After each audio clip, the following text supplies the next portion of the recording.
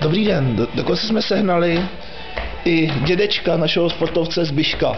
Je to též Zbyšek a já vám dovolím se ho představit. Ahoj, padáčku. Pane Zbyšku, pojďte nám skočit jako váš vnuk. Máte na to, máte to v genech. Ale já až... My jede vlak až ve 12. To stihneme, pojďte. A půjde nějaký ten vlak, abych po něj skočil? Pojďte. Jo, vy myslíte, tady můžete skočit?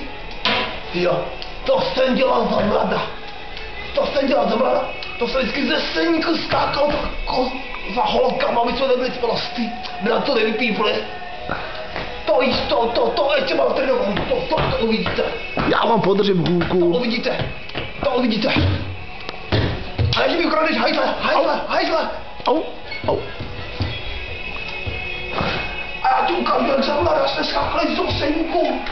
To bylo tohle.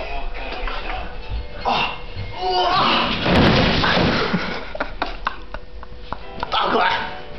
A rovnou pojď.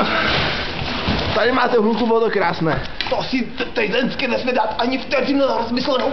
Hnedka není skočit. Jo, akorát já budu se skočit ještě jednou. Já si zapověstávám kalhoty. To musíš doma.